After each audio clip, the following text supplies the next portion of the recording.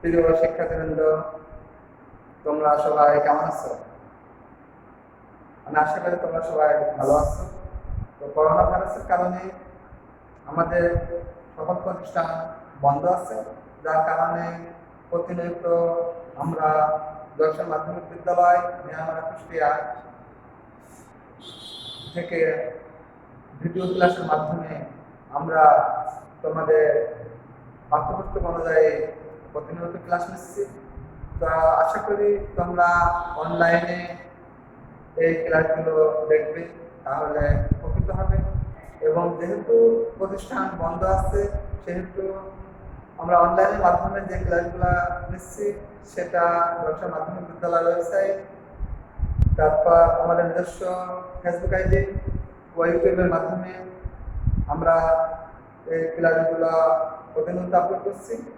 তো আমি আশা করি আমার প্রিয় শিক্ষার্থীবৃন্দ, তোমরা অবশ্যই এই ক্লাসগুলা দেখবে এবং এই ক্লাসগুলো অনুযায়ী তোমরা বাড়ির কাজ যেগুলো দেওয়া থাকবে বা যেগুলা তোমাদের সিলেবাস ভিত্তি আছে, অবশ্যই তোমরা প্রতিনিয়ত দেখতে পারবে।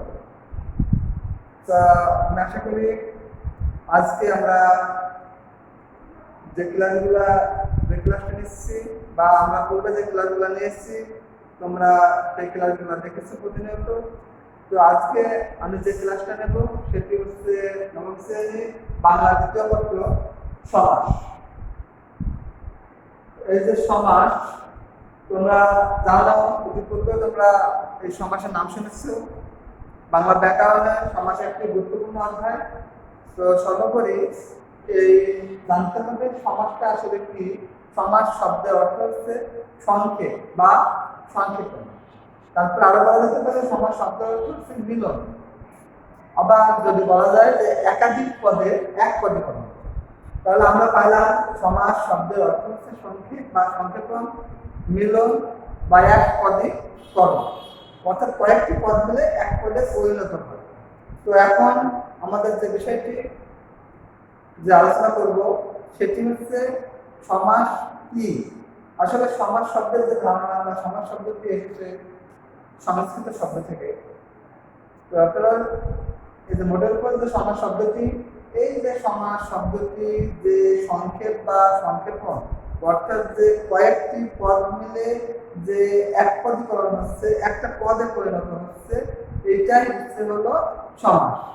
তাহলে বলা যেতে পারে যে সমাসটা কি অর্থ সম্বন্ধযুক্ত, অর্থাৎ যে সকল শব্দের অর্থ আছে অর্থ সম্বন্ধযুক্ত একাধিক পদ মিলে যদি একটি পদে পরিণত হয়, এই যে এক পদে পরিণত হওয়া প্রক্রিয়াকে বলা হয় সমাস।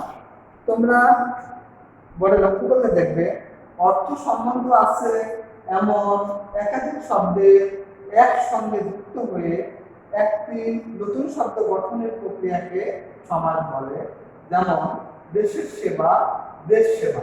এই যে কয়েকটি পদ মিলে একটি পদে পরিণত হয়েছে, সেটি হচ্ছে দেশ সেবা।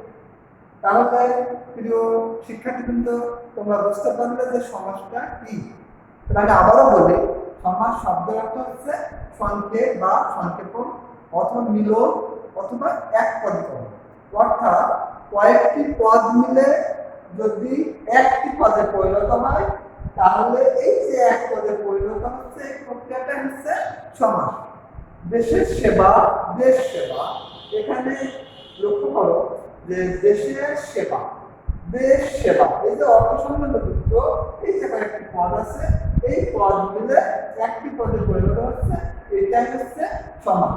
তাহলে সমাস বাংলা বাক্যকে বা সমাজ বাংলা ভাষাকে, বাংলা ভান্ডারকে সমৃদ্ধ করেছে, সৌন্দর্য করেছে, সুসংগঠিত করেছে। তাহলে বাংলা ব্যাকরণে বা বাংলা ভাষা ভান্ডারে সমাসের প্রয়োজনীয়তা অপরিসীম। তাহলে শিক্ষার্থীবৃন্দ, তোমরা বুঝতে পারলে যে সমাস কি। সমাসের অর্থ হচ্ছে কি সংক্ষেপ বা সংক্ষেপণ, মিলন, বন্ধন, অথবা বলতে পারি এক পদীকরণ, কয়েকটি পদ মিলে এক পদে পরিণত হয়। তাহলে এই যে সমাস আমরা ভেঙে দেখাচ্ছি, যে সময় যদি ভেঙে দেখানো হয় একটা উদাহরণের সাহায্যে আমরা বলতে পারি যে মৌ সংগ্রহ করে যে মাছি, মৌ সংগ্রহ করে যে মাছি, মৌমাছি, মৌমাছি। মৌ সংগ্রহ করে যে মাছি, মৌমাছি। এখানে কয়েকটি পদ মিলে, এই যে কয়েকটি পদ মিলে একটি পদে পরিণত হয়েছে, কোনটি কোন হয়েছে, এটি হচ্ছে সমাস। তাহলে আমরা এই সমাসকে যদি ভেঙ্গে বিশ্লেষণ করে দেখাই তাহলে আমরা দেখব যে কয়েকটি অংশ পাচ্ছি, যে কয়েকটি পদ মিলে যে সমাস গঠিত হচ্ছে অর্থাৎ একত্রীকরণ হচ্ছে, এইটাকে আমরা বলতে পারি সমস্ত পদ। এটার নাম আমরা কি দিতে পারি? সমস্ত পদ, সমস্ত পদ। আবার যেহেতু এই কয়েকটি পদ মিলে সমস্ত পদ হয়েছে বা সমাসবদ্ধ হয়েছে, তাহলে এটার নাম বলা যেতে পারে বা সমাসবদ্ধ পদ, সমাসবদ্ধ পদ। আবার এইটাকে আমরা নাম দিতে পারি সমাস। এই যে কয়েকটি পদগুলো সমাসে নিষ্পন্ন হয়েছে, সমাস, এটার নাম দিতে পারি সমাস নিষ্পন্ন পদ, সমাস নিষ্পন্ন পদ। তাহলে প্রিয় শিক্ষার্থীবৃন্দ, তোমরা বুঝতে পারলে যে কয়েকটি পদ মিলে সমাস গঠিত হচ্ছে, সেটার নাম আমরা কি বলতে পারি? সমস্ত পদ বা সমাসবদ্ধ পদ বা সমাস নিষ্পন্ন পদ। আর তাহলে সমাসের প্রক্রিয়ায় সমাসবদ্ধ বা সমাস নিষ্পন্ন পদের নাম সমস্ত পদ। তাহলে এই মৌমাছি এই পদের নাম আমরা বলতে পারি সমস্ত পদ। তোমরা লক্ষ্য করে দেখবে যে এই যে সমস্ত পদ বা সমস্ত পদটির যে অন্তর্গত পদগুলা, এই যে কয়েকটি পদ মিলে এই যে সমাস গঠিত হচ্ছে বা সমাস নিষ্পন্ন হচ্ছে, এই কয়েকটি পদের প্রত্যেকটি পদকে আমরা বলতে পারি সমস্যমান পদ। কি বলতে পারি? সমস্যমান পদ। তাহলে এখানে আমরা যদি যে মৌ, এইটা আমরা বলতে পারি সমস্যমান পদ, সমস্যমান পদ। আবার এই যে সংগ্রহ, এটাকে আমরা বলতে পারি সমস্যমান পদ, সমস্যমান পদ। আবার এই যে পরে এর অনুরূপভাবে আমরা বলতে পারি সমস্যমান পদ, সমস্যমান পদ। অনুরূপভাবে আমরা বলতে পারি সমস্যমান পদ। আবার এই যে মাছি, এটাকেও আমরা বলতে পারি সমস্যমান পদ।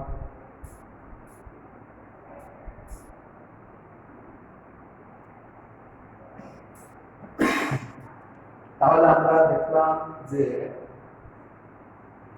সমাস নিষ্পন্ন পদটির অন্তর্গত যে পদগুলো থাকে এই পদগুলোকে বলা হয় সমস্যমান পদ। আর এই যে কয়েকটি সমস্যমান পদ মিলে আমাদের গঠিত হচ্ছে যে পদটি, সেটার নাম হচ্ছে সমস্ত পদ। তাই প্রিয় শিক্ষার্থীবৃন্দ, তোমরা দেখলে যে সমস্যমান পদ কোনগুলা আর সমস্ত পদটা কি। আবার আমরা যদি বলি যে এই যে পদগুলো মিলে সমাস গঠিত হয়, সেই পদগুলোকে যদি আমরা টোটালি বলি তাহলে আমরা বলতে পারি এটার নাম হচ্ছে সমাস বাক্য। তাহলে আমরা যদি টোটাল এই যে এই পদগুলোর নাম, এটাকে যদি আমরা বলি তাহলে এটাকে আমরা বলতে পারি, কি বলতে পারি? যে হচ্ছে সমাস বাক্য। এটা কি বলতে পারি আমরা? সমাস বাক্য। তাহলে এইটার নাম মৌ সংগ্রহ করে যে মাছি, এটাকে আমরা বলতে পারি সমাস বাক্য, সমাস বাক্য বা ব্যাস বাক্য, বা কি বলতে পারি? ব্যাস বাক্য, বা আমরা বলতে পারি বিগ্রহ বাক্য, বিগ্রহ বাক্য। তাহলে প্রিয় শিক্ষার্থীবৃন্দ, তোমরা দেখলে যে সমস্ত পদের অন্তর্গত যে পদগুলো মিলে সমাস গঠিত হচ্ছে, সেই পদগুলোকে একত্রে বলা হয় ব্যাস বাক্য, সমাস বাক্য বা বিগ্রহ বাক্য। তাহলে মৌ সংগ্রহ করে যে মাছি, এটা একত্রীকরণ হলে টোটালি এটা কি বলা হয়? সমাস বাক্য অথবা ব্যাস বাক্য অথবা বিগ্রহ বাক্য। আর যে কয়েকটি পদ মিলে এই যে অর্থ সম্বন্ধযুক্ত পদ মিলে যে এক পদে পরিণত হয়েছে মৌমাছি, এটার নাম হচ্ছে সমস্ত পদ বা পদ্যপদ বা সমাস নিষ্পন্ন পদ বলতে পারি। তাহলে প্রিয় শিক্ষার্থীবৃন্দ, তোমরা সমাস বাক্য, ব্যাস বাক্য বা বিগ্রহ বাক্য যেটাই বলে না কেন, তোমরা অবশ্যই বুঝতে পারছো যে সমাস নিষ্পন্ন পদটি অন্তর্গত যে পদগুলো, পদগুলো বা একত্রে যে পদগুলো আছে, এই পদগুলোকে বলা হয় ব্যাস বাক্য, বিগ্রহ বাক্য বা সমাস বাক্য। যদি আমরা বলি যে দেশের সেবা, দেশ সেবা, এই দেশের সেবাটা কি? ব্যাস বাক্য, তাই না? এই দেশের সেবাটা হচ্ছে ব্যাস বাক্য। আবার যদি আমরা বলি দেশের সেবা, এই কয়েকটি পদ মিলে যে এক পদে পরিণত হচ্ছে দেশ সেবা, এই দেশ সেবা এইটাকে আমরা কি বলবো? এইটাকে বলবো সমস্ত পদ বা কি সমাসবদ্ধ পদ বা সমাস নিষ্পন্ন পদ। তো প্রিয় শিক্ষার্থীবৃন্দ, তোমাদেরকে আবার বলি যে পদগুলো, যে কয়েকটি পদ মিলে সমাস গঠিত হয় সেই পদগুলো একত্রে, এটা হচ্ছে ব্যাস বাক্য। আর যে পদটি গঠিত হচ্ছে এক পদে, সেইটাকে আমরা বলতে পারি সমস্ত পদ বা সমাসবদ্ধ পদ বা সমাস নিষ্পন্ন পদ। এবার যদি তোমরা লক্ষ্য করো তাহলে দেখবে যে এইখানে যে পদ আছে, মৌ সংগ্রহ করে যে মাছি, মৌমাছি, এর আবার আমরা পদ পাই যে সমাসযুক্ত পদে। এই যে সমাসযুক্ত পদ আছে, এই পদের প্রথম অংশ, অর্থাৎ যদি আমরা দেখাই যে মৌমাছি, এই যে মৌ, এইটা হচ্ছে পূর্ব পদ, এটা কি পদ? পূর্ব পদ। তাহলে এই যে সমাসযুক্ত পদের প্রথম অংশ বা শব্দকে বলা হয় পূর্ব পদ। আবার যদি আমরা এখানে মাছি, এইটার নাম হচ্ছে পরপদ, এটার নাম হচ্ছে পদ, পদ বা উত্তর পদ, পরপদ বা উত্তর পদ। তাহলে শিক্ষার্থীবৃন্দ, তোমরা লক্ষ্য করছো যে আমাদের সমাসযুক্ত যে পদটি গঠিত হচ্ছে, সেই পদটির প্রথম অংশ বা শব্দকে বলা হয় পূর্বপদ এবং শেষ অংশ বা শব্দকে বলা হয় পরপদ বা উত্তর পদ। তাহলে যদি আমরা লক্ষ্য করি যে সমাস নিষ্পন্ন পদটি বা সমস্ত পদটি বা সমাসবদ্ধ পদ যেটাই বলি না কেন, এই পদটির প্রথম অংশকে বলা হয় পূর্বপদ এবং পরবর্তী অংশকে বলা হয় উত্তর পদ। আমরা উদাহরণের সাহায্যে যদি আরেকটি উদাহরণ দিই তাহলে তোমরা লক্ষ্য করবে যে দেশের সেবা, দেশের সেবা, দেশ সেবা, দেশ সেবা, এই যে দেশের সেবা, দেশ সেবা, এই দেশ সেবাটা আমাদের এক পদে গ্রহণ হবে, কি হবে? একটি পদে পরিণত হবে দেশ সেবা। এই দেশ সেবা সমাসযুক্ত পদ, এই সমস্ত পদটি এই দেশ, এই প্রথম অংশ, এইটাকে বলা হয় পূর্ব পদ, পূর্ব পদ। আর এই যে শেষ অংশ বা শব্দ, এইটিকে বলা হয় পরপদ, পদ, পদ বা উত্তর পদ। তো প্রিয় শিক্ষার্থীবৃন্দ, আমরা আজকে যে বিষয়টি আলোচনা করছি সেটা হচ্ছে সমাস। তো আমরা এই সমাস আলোচনা করার সময় যে কথাটি আগে বলেছি যে সমাস, এই শব্দটি একটি ধারণা এসেছে সংস্কৃত থেকে। এই সমাস শব্দের অর্থ হচ্ছে কি? সংক্ষেপ, সংক্ষেপণ, মিলন বা বন্ধন, যাই বলি না কেন, অথবা এক পদে পদ। এই সমাস বাংলা শব্দ ভান্ডারকে সুসংগঠিত করেছে, সৌন্দর্যমণ্ডিত করেছে এবং এই বাংলা ভাষাকে, বাংলা ভাষার যে ভান্ডারকে আরো অতি অসাধারণ সমৃদ্ধশালী করেছে, সেটা আমরা এটা দেখতে বুঝতে পারি। তো আমরা আজকে যে বিষয়টি আলোচনা করছিলাম সেটা হচ্ছে সমাস শব্দের অর্থ কি যদি তোমাদের বলা হয় যে সমাজ শব্দের অর্থ কি, তোমরা বলতে পারবে না? হ্যাঁ, তোমরা বলতে পারবে যে সমাজ শব্দের অর্থ কি? সংক্ষেপ। অর্থাৎ কয়েকটি পদ মিলে এক পদে পরিণত হয়েছে। এই যে অর্থ সম্বন্ধযুক্ত যে কয়েকটি পদ মিলে এক পদে পরিণত হয়েছে, অর্থাৎ সংক্ষেপণ হয়েছে। কি হয়েছে? সংক্ষেপণ বা সংক্ষেপ। তাহলে এই যে সংক্ষেপ বা সংক্ষেপণ, এক পদীকরণ, এই যে এক পদীকরণের যে প্রক্রিয়া, এই প্রক্রিয়াটাকে বলা হয় সমাস। তো এখন আমরা সমাজকে যদি বিশ্লেষণ করি, তাহলে আমরা দেখতে পারি যে সমাজকে ভেঙে দেখালে সেটি হচ্ছে যে সমাজ শব্দের অর্থগুলা পেলাম। এবার সমাজ যদি আমরা ভেঙে দেখাই বা বিশ্লেষণ করি, তাহলে আমরা লক্ষ্য করব যে মৌ সংগ্রহ করে যে মাছি, এই যে মৌমাছি, এই যে একটি সুন্দর শব্দ, যেটা হচ্ছে মৌমাছি কি করছে? মৌ সংগ্রহ করে যে মাছি। তাহলে অনেকগুলো মাছি থাকতে পারে, সেখানে একটা মাছি মৌ সংগ্রহ করে, তার নাম দেওয়া হয়েছে কি? মৌমাছি। এই যে মৌমাছি কয়েকটি পদ মিলে একটি পদে গঠিত হচ্ছে, তাহলে এটাই হচ্ছে সমাস। বা এই যে সমাসযুক্ত পদ, কয়েকটি পদ মিলে, এই যে কয়েকটি পদ মিলে যে একটি পদে পরিণত হয়েছে মৌমাছি, এটাই হচ্ছে সমস্ত পদ বা সমাসবদ্ধ পদ বা সমাস নিষ্পন্ন পদ। এখন তোমরা লক্ষ্য করো যে মৌ সংগ্রহ করে যে মাছি, অর্থাৎ এই সমাসযুক্ত পদকে যদি আমরা ভেঙে দেখাই বা বিশ্লেষণ করি, তাহলে আমরা পাচ্ছি মৌ সংগ্রহ করে যে মাছি, মৌমাছি। তাহলে এই যে টোটাল যে একটি বাক্য পাচ্ছি, এই বাক্যটি হচ্ছে বলা হয় সমাস বাক্য বা ব্যাস বাক্য বা কি বিগ্রহ বাক্য। তাহলে তোমরা অবশ্যই যদি তোমাদের প্রশ্ন করা হয় যে সমাস নিষ্পন্ন পদ বা সমাসিত পদকে যদি ভেঙে বিশ্লেষণ করা হয়, তাহলে এই যে বাক্য একটা পাওয়া যায়, ভেঙে দেখানো হয়, এটার নাম কি? বিগ্রহ বাক্য, সমাস বাক্য বা আমরা বলতে পারি সমাস বাক্য। আর যে কয়েকটি পদ মিলে সমাস গঠিত হচ্ছে, সেটার নাম বলবো কি? সমস্ত পদ বা সমাসবদ্ধ পদ বা সমাস নিষ্পন্ন পদ। আবার তোমরা একটা বিষয় লক্ষ্য রাখো যে এই যে সমাস নিষ্পন্ন পদ হচ্ছে সমস্ত পদ, এর আমরা অংশ পাচ্ছি, দেখো যে কয়েকটা। তার প্রথম অংশ যে মৌ, এটাকে বলা হচ্ছে পূর্বপদ।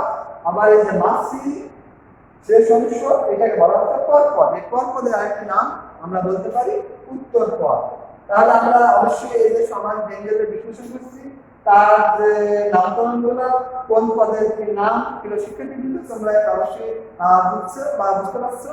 আবার তোমরা দেখো যে মৌ সংগ্রহ করে যে মাছি, মৌমাছি, এইটা টোটাল যে আমরা কয়েকটি পদ পাচ্ছি, টোটাল যে একত্রে পদ পাচ্ছি, একত্রে যে পদগুলো পাচ্ছি, এইটার নাম সমাস বাক্য বা ব্যাস বাক্য বা বিগ্রহ বাক্য। কিন্তু তোমরা একটু লক্ষ্য করে দেখবে যে এই যে কয়েকটি পদ, এক একটি পদ, এই যে এক একটি পদ, এইটাকে বলা হচ্ছে কি? সমস্যমান পদ। তাহলে এক একটি পদ, সমস্যমান পদ, সমস্যমান পদ, সমস্যমান, এক একটি পদকে আলাদাভাবে বিশ্লেষণ করলে এইদের নামকরণ হবে সমস্যমান পদ। তাহলে শিক্ষার্থীবৃন্দ, আজকে আমরা যে বিষয়টি আলোচনা করলাম যে সমাস কি, সমাস শব্দটি কোথায় থেকে এসেছে, তারপর সমাসের অর্থ কি, সমাস কি বা কাকে বলে, আবার এই সমাসকে ভেঙে বিশ্লেষণ করলে যে আলাদা আলাদা পদগুলো পাওয়া যায়, সেই নামকরণগুলো আমরা আলোচনা করলাম। তো সর্বোপরি যে বিষয়টি যে আমরা আগেও জানি যে সমাস আবার প্রধানত 6 প্রকার। সমাস প্রধানত কয় প্রকার পাচ্ছি? 6 প্রকার। তো এই যে তোমরা লক্ষ্য রাখবে যে সমাস যে 6 প্রকার, এই যে দ্বন্দ্ব সমাস, তারপর কর্মধারয় সমাস, অব্যয়ভাব সমাস, দ্বিগু সমাস, বহুব্রীহি সমাস, তৎপুরুষ সমাস, এই যে আমরা 6 প্রকার সমাস পাচ্ছি। তো প্রিয় শিক্ষার্থীবৃন্দ, আমরা আবার আগামীকাল তোমাদের এই যে সমাসের ক্লাসিফিকেশন বা শ্রেণী বিভাগ, এই বিষয়গুলো নিয়ে আলোচনা করব এবং প্রত্যেকটি সমাসের সংজ্ঞা, প্রত্যেকটি সমাস কিভাবে গঠিত হচ্ছে, এই বিষয়গুলো নিয়ে আমরা নেক্সট ক্লাসে বা পরবর্তী ক্লাসে আমরা আলোচনা করব। তো আজকে তোমাদের যে বাড়ির কাজগুলো দেওয়া থাকছে, সেই বাড়ির কাজগুলো অবশ্যই তোমরা লক্ষ্য রাখবে এবং ক্লাসটি তোমরা অবশ্যই ভালোভাবে বারবার দেখবে। এই ক্লাসে তোমরা আমি সংক্ষেপে একটি ক্লাসের মাধ্যমে তোমাদের দেখাচ্ছি যে সমাস কিভাবে গঠিত হচ্ছে, সমাস কি, সমাসের অর্থ কি, এবং এই সমাসকে ভেঙে বিশ্লেষণ করলে যে পদগুলো পাওয়া যাচ্ছে সেই পদগুলো কিভাবে আমরা চিহ্নিত করব। তো তোমাদের যেভাবে প্রশ্ন আসুক না কেন প্রিয় শিক্ষার্থীবৃন্দ, আমি আশা করি তোমরা এই ক্লাসটা দেখলে অবশ্যই এই সমাসের যে পদগুলো আছে এই সমাসটা ভেঙে বিশ্লেষণ করলে কিভাবে পদগুলো গঠিত হচ্ছে সেই পদগুলা তোমরা বলতে পারবে। তো আমি তোমাদের যে বাড়ির কাজটা দিতে চাচ্ছি তোমরা এইটা দেখবে, আমি আশা করি তোমাদের বাড়িতেও এটা দেখা পড়া লাগবে না, জাস্ট একটু ফলো করবে বা লক্ষ্য করবে, তাহলে তোমরা এই ক্লাসটি সুন্দরভাবে বুঝবে এবং তুমি আশা করি তোমাদের আলাদা কোনো পড়াই লাগবে না। তো বাড়ির কাজ আমি ওইভাবে দেবো না, তো তোমাদের অনেক টিচার আমাদের বাড়ির কাজ দিতে পারে। তো আমি যেটা করবো তুমি একটু দেখবা। আর আগামীকাল যে বিষয়টি সমাস কয় প্রকার, এই যে 6 প্রকার সমাস পাচ্ছি, এই 6 প্রকার সমাস তোমরা একটু এখানে কিছু বানান জটিলতা আছে, তোমরা বানানগুলা সুন্দরভাবে একটু দেখে রাখবা। আর আমি পরবর্তী ক্লাসে সুন্দরভাবে এই 6 প্রকার সমাস তোমাদের বুঝাই দেবো। ওকে, তো ঠিক আছে, সবাই ভালো থেকো। আজকে আমরা এই যে ক্লাসটি শেষ করলাম। খোদা হাফেজ।